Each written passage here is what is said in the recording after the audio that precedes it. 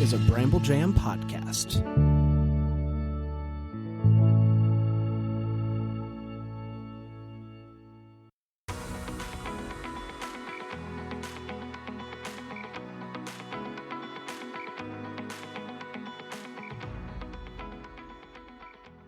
Welcome to Girls Gone Hallmark, a Hallmark review podcast. I'm Megan, and I'm a long-time Hallmark movie fan. I'm Wendy. I'm a former Hallmark hater.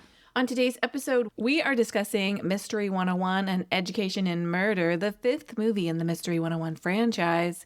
We'd love for you to follow us on Instagram to keep up with all things Girls Gone Hallmark, especially because we're doing lots of things that are not like presently on the Hallmark schedule. Mm-hmm. So hang out with us over there to find out every time we drop a new episode. You should also just be following us in your podcast apps. So you just get like a bloop every time there's something new. Hey, we have a Facebook group if you want to commiserate with others about the lack of new original content for the month of July. We are with you. Hey, join us there, Girls Gone Hallmark, in Facebook groups. That's right. I wanted to share a recent message we received from the Instagram user Bendy's Home, who is a well-known Palaha stan. Fair enough. She says, excellent review, ladies. Actually, we did have the chance to meet her in person in Kansas City last year. We did. Excellent review, ladies. I think Dead Talk is the first movie that I noticed how Travis really values Amy's opinions, as he'll look to her to make sure she's done investigating a scene before they move on, in particular when they're checking out the dead guy's office. Also, did you see Travis fix the fallen flag in that scene?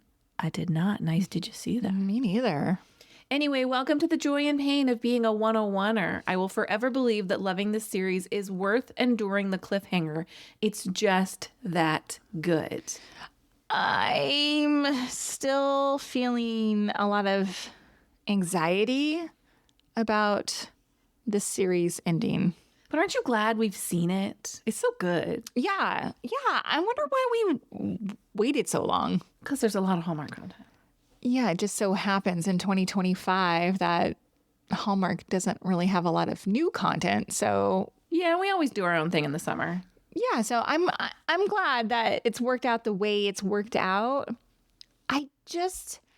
It's very funny because, and I think we talked about this before, but last summer when we did Signed, Sealed, Delivered, yes, there were times where that movie or that series was in question if it was coming back or not.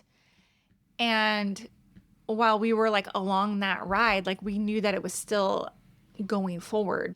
Yeah, we always had hope that there were new movies coming. And now with Mystery 101, we know it's pretty much done. I mean, I think 101ers hold out hope that someday they'll revive it and they'll come back. But I am here to say that I don't think that's going to happen. Not because I don't think it should and not because I don't think it's worthy. I don't think that's the path. You know, I wouldn't hate it if another streamer picked it up. Oh. Right? Yeah. Imagine this series on like Netflix or Paramount Plus. Could be a little more edgy, a little more sexy. I don't hate it. I would be down for it. I actually have found myself really enjoying this series, and while doing like research for this one, like looking at the actors and their previous work history, I'm like, do I need to check out Garage Sale Mysteries or Matchmaker Mysteries, or do I? Please let us know. girlsgonehallmark@gmail.com if any of those other mystery series are up to this level of entertaining.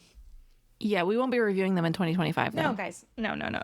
This would be for my own personal viewing enjoyment. Yeah. In the meantime, let's hear a synopsis for An Education in Murder. A young writer's research prompts the police to revisit a famous murder case that convicted Amy's colleague at Elmstead. So Travis and Amy get a second chance at clearing the professor's name. Mystery 101 and Education in Murder was directed by Michael Robinson. Michael currently has 91 directing credits. His most recent project for Hallmark was February's An Unexpected Valentine, but he's also done Hallmark hits like A Picture of Her, An Unexpected Christmas, and It Was Always You. Do you see a Tyler Hines theme here? Lots of Tyler movies. Mm-hmm. Does Michael love Tyler? Does Tyler love Michael? Is it just a good working relationship? Yeah, I wonder how that unfolds. This installment of Mystery 101 was written by John Christian Plummer, Robin Bernheim, and Lee Goldberg. Jill Wagner, Christopher Palaha, Robin Thomas, Preston Vanderslice all return. Missing from this installment is Sarah Dugdale and Amanda Wong, except in one throwaway reference. I'm shaking my head. I have lots to say about it. Dejan Loyola plays our bad guy, Blake Newman. Dejan has 32 acting credits and went on to appear in the Hallmark movie Christmas Class Reunion. He's also appeared in other projects like Nancy Drew, Once Upon a Time in Wonderland, and The Good Doctor. Brianna O'Brien plays the aspiring true crime novelist Ella Quincy. With 59 acting credits, she's appeared in other Hallmark franchises like Murder, She Baked, Garage Sale Mysteries, Aurora Tea Garden, and Matchmaker Mysteries. See what I mean? There's so many mystery franchises. Yeah. I'm curious, genuinely curious. It was recently recommended in our Facebook group that we cover the series Darrow and Darrow. Here on the Right. podcast. But is that Hallmark adjacent? Or is that Hallmark? I think it's Hallmark, but please email us, girlsgonehallmark@gmail.com. We could do the research ourselves. Someone did email us. They were like, here's a Google search about a question you asked on a recent podcast. And I was like, oh, yeah, I know I could Google, but like, It's called engagement. We're not asking you guys to do the work. We just want you to engage with us. but I appreciated because a lot of times we think about things and then by the time we're done recording, I'm like, I don't remember. We've moved on to the 8 other projects we have Exactly. going on. David James Lewis plays Dwight Merrill with an impressive 272 acting credits. He was our favorite in last year's Jingle Bell Run. He also appeared in When Calls the Heart, Crime Time, Free Fall, as well as several morning show mysteries movies. Peter Bryant plays retired detective Howard Clausen. Peter has 157 acting credits and has appeared in movies like last year's A Reason for the Season, Heart of the Matter, and Always Amore. Steve Basic plays wrongly accused Mac McKinnon. Steve is a familiar face, having appeared in at least 10 garage sale mystery movies, as well as the movie Love Classified, the reboot of Aurora Tea Garden, and the movie Fourth Down and Love. Mystery 101 and Education in Murder premiered on March 29th, 2020, and I imagine it was a very welcome respite for the viewers at that time, 2 weeks into some rough stuff. Yeah. We're going to take a quick break and come right back with our first impressions.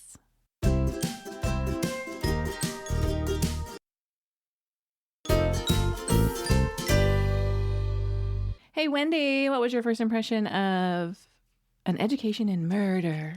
2 brains are better than one because Megan and I watched this together and we solved it. My first impression is, we solved the murder. We solved the murder. And it's funny too because as we're watching this, we don't watch a lot of movies together. It just so happens we are together this weekend and we're like, let's watch this movie together and record. And I think we were like joking at one point. I was like, I don't even know who the bad guy could be. And I go, for all I know, it's that bookstore guy. And then the clues started falling into place. Yep. Well, let's start with what we liked. Go ahead. I mean, let's start with the obvious. That kiss? That kiss. It's about damn time. Look, such great forward motion with Amy and Travis in this episode. Yes. They're not being coy about their feelings. Even though they keep getting interrupted by Graham, it becomes a running joke together. It just serves to bring them closer, gives them something to laugh about. And, you know, this movie ending kiss is a little bit bittersweet because, as discussed earlier in this episode, we do have only 2 more movies to go with these 2. My guess is next movie we're going to see them like in a good place, happy, flirty, maybe exploring what comes next, and then blammo, rude cliffhanger in movie 7. Do you have any theories what this cliffhanger is? Someone told us. Oh, I don't know what it is. So If I did read the cliffhanger, I probably don't remember. Mm-hmm. I just have a lot of anxious feelings about it. I agree. I was so happy we finally got a kiss. I'm so happy that Amy went for it. I'm glad she made the move. I felt the vibe between them. It's obviously unmistakable. What's the word? Unmistakable. Unmistakable. There's no N in it. No, no.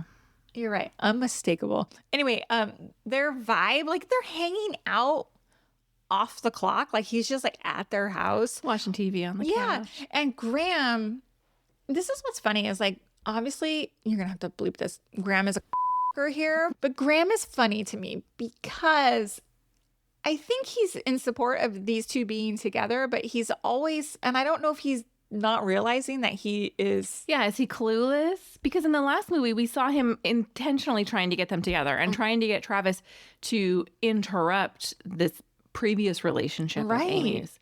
So I found it shocking when, you know, in my mind, when he shows up and he finds them at dinner, you think he'd be like, oh, well, you have a good time. Like he would be like, yeah, don't let me interrupt. Let me join you instead. Like really killing the vibes, dude. One thing I really liked about this particular movie is the cold case. You know, we've talked about it in the past about a murder always happening at the college isn't like a great storytelling through line. You know, when the murder happens, always same location, same people involved, et cetera, et cetera. So I like that they were dealing with a cold case, but I also like that they paired it with a fresh murderer. Like a double mystery. Like we got like... I mean, there's always a double murder. Well, I didn't realize that until you said it when we were watching the movie.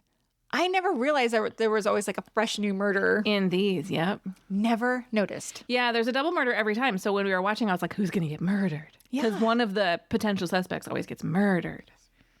I've never really noticed that before. Yeah, I think it does a lot towards taking the burden of the suspension of disbelief off of the movies by dealing with this cold case, this past murder that happened in the past. There's technically 3 murders. I mean, 2 of them are in the past and then one's present, but it's almost like a serial killer. I mean, I know. Speaking of, I do find this movie to have the darkest tone of any of the Mystery 101 movies we've seen. Really? I don't agree with that. Interesting. That one with that monkey. Yeah, that monkey was creepy. That was the creepiest. This one was the darkest. The murder up top is pretty graphic for a Hallmark movie. I agree. When she asphyxiates basically on strychnine, that's shocking to watch. And when he breaks into her house and he's right next to her bed, I thought it was creepy and dark. And I also think the lurking retired detective added to the dark tone. It was a little bit sinister.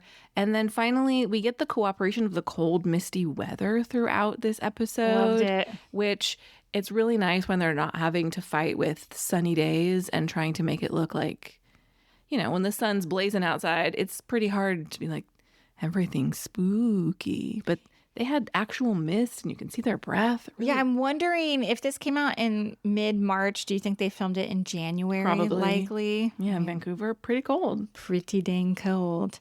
I have two more little things that I liked. I liked that we got Travis's backstory about being served divorce papers after being on like a long stakeout shift. Now, is this new information?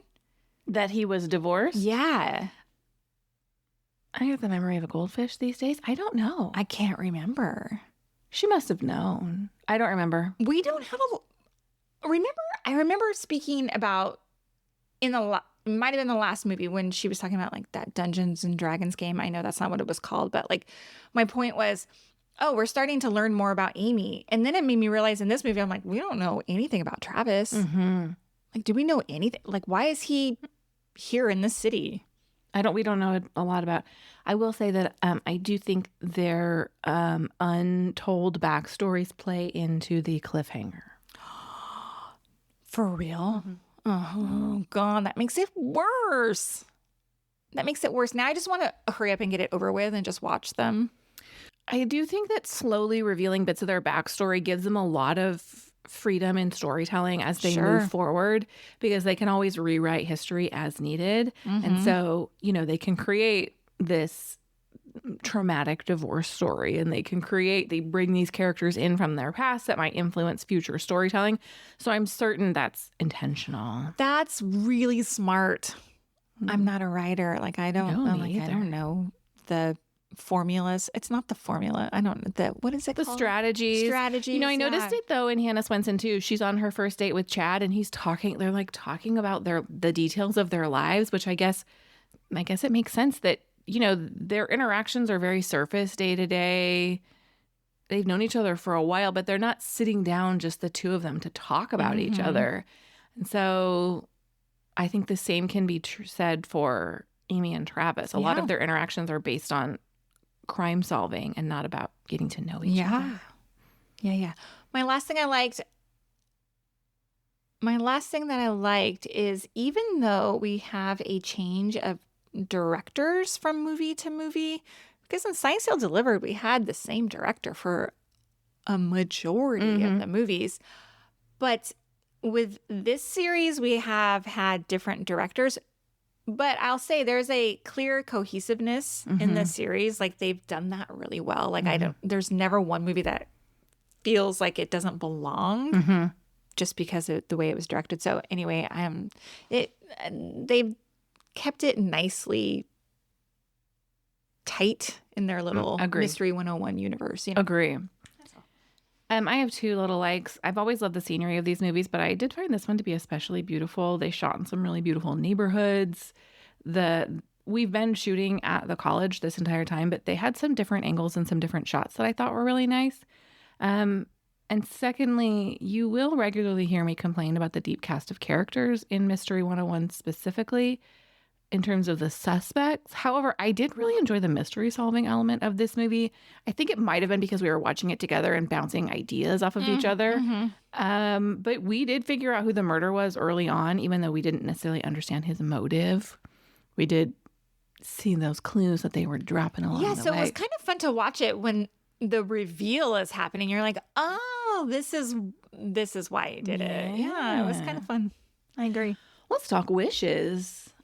My first one is Travis. You are a trained police officer. Like, I wanted to see him land a punch or two onto the bad guy. Obviously, Chris is a really tall guy. Yes. Like, in person, in like real life. He had size on the perp here. Like, he could have easily taken him down. So I knew you were going to talk about this fight scene. Because I bitched about it while I was watching it. Yeah, and I agree with you. But what I was thinking while I was watching it is I wanted one of those cartoon style fights where Travis puts his palm on Blake's forehead and like holds him at arm length, and Blake is just swinging wildly at him and can't land a punch because Travis's wingspan. That would be amazing. I just really wanted that moment. That would have been amazing. Because they do try and pretend like it's a real fight.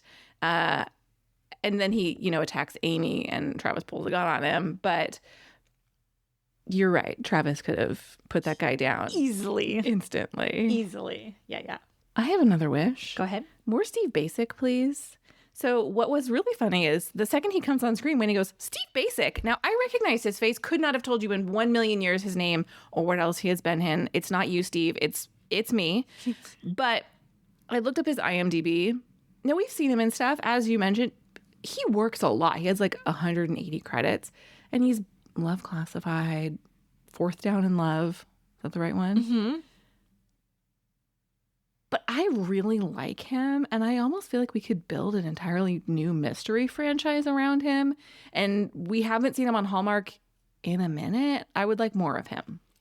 Yeah, Megan was thoroughly surprised how I pulled his name out of the ether.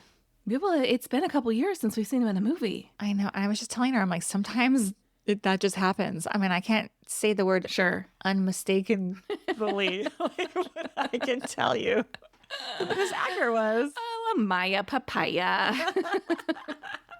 Okay, I have a couple, just three little wishes. The retired detective guy was way too intense for me.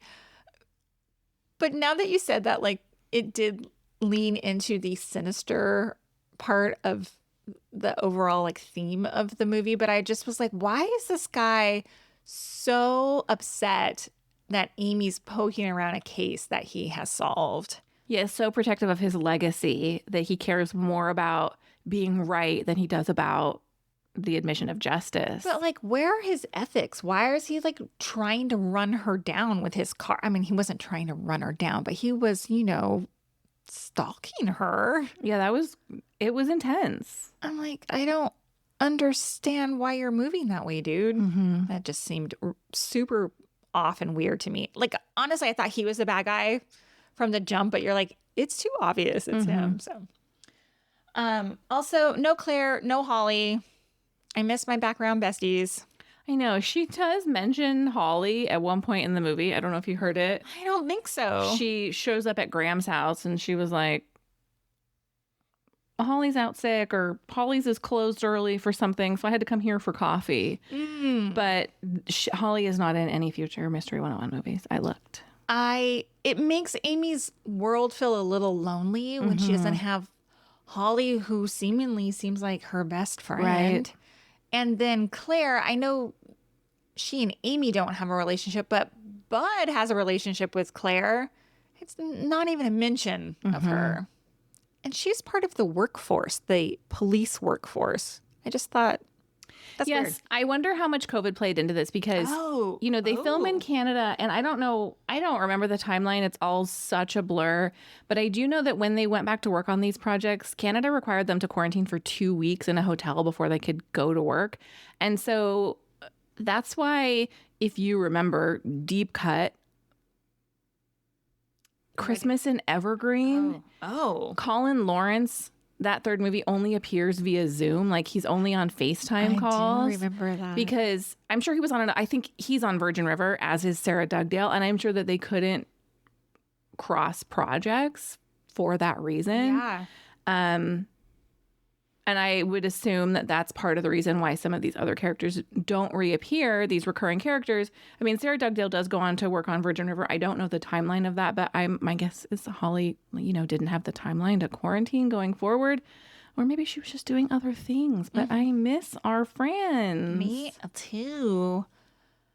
My last little wish was, while I was happy for the kiss, I hated that the movie ended in that moment. I wish for a little aftermath of it.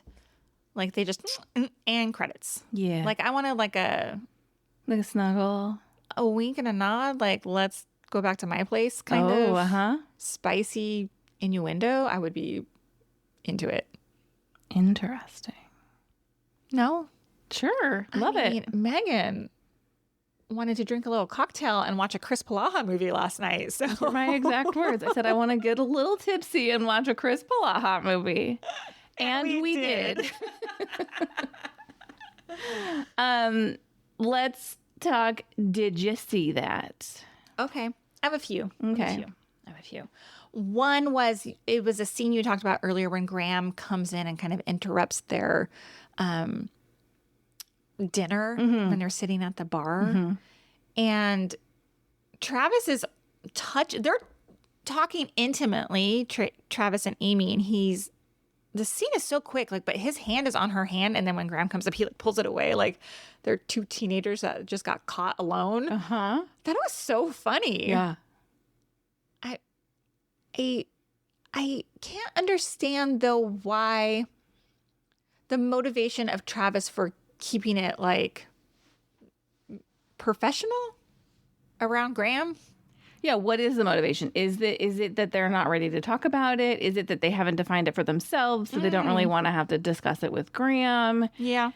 Yeah. Is it like, oh, it's her dad, so I have to like perhaps keep my hands to myself? I have two more, but no, actually just one more. Do you want me to do it? I mean, I only have one. It's probably the same thing. Okay, go ahead. Well, I don't want to take it. Take it if it is. Well, I can't even take credit for it. You noticed early on that Jill Wagner's very obviously pregnant in this movie. And as soon as you noticed, I couldn't unsee it. But the advantage of that is she got to wear a lot of great oversized ponchos and wraps in this very clearly gloomy, cold, misty, cloudy weather. I thought she looked great. Yeah, the weather worked for them because if it was summer, I don't know what she would have done. Well, she had, like, at one point she's hiding behind her podium. At one point she's carrying a big bag. Would have been a lot more of that. There's several seated scenes. Yep. So I think it would have just been a lot more of that. There was some IMDb chatter about it. Why would you cast a pregnant woman in a single woman role? Yo, we're 5 movies in. What are we going to do? Like, Replace her. In this movie, the role of Amy is being played by Nikki DeLoach. Yeah, like it wouldn't work. no. So stupid. It's silly. I don't understand IMDb reviewers sometimes. Let's call a spade a spade. They hate, most of them are just misogynists. Okay. Maybe. You're probably right. They're not in here complaining about any of the dudes. I know. Never, ever. My other did you see that was Travis comes in at one point and he's wearing head to toe black. And I even yelled at the TV. I was like, okay, Matrix. Like he's straight up Coat like floats behind him. Yes, Keanu Reeves. I'm into it. I'm into the sexy detective. Like I get it. Yeah. But it was so funny to me. It was so funny to me. Well, hey, what did you rate Mystery 101 An Education in Murder? I thought this one was really good. I gave it 4 stars. I think the last one was better, but this is still a high top tier. I gave it 4.25 stars. You know, as I was watching, I was like, I gotta really dig deep to find things to say about this movie. I just found it, not in a good way, not in a bad way. I just found it really enjoyable to watch. Like, I could just sit here and watch. There's not like glaring things that I need to talk about. It's solid. It was solid. Yeah. Thanks for listening to this episode of Girls Gone Hallmark, a Bramble Jam podcast.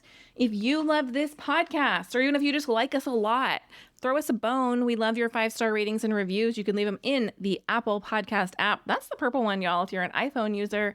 And maybe you'll hear your review read on an upcoming episode of Girls Gone Hallmark. We'll be back with more Hallmark reviews very soon. Goodbye. Bye.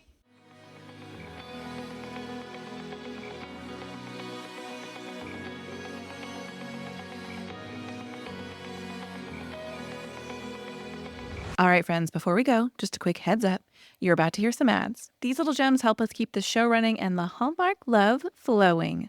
So do with that info what you will. Grab a snack, hit the skip button, or maybe, just maybe, listen in and discover your new favorite product. Bye.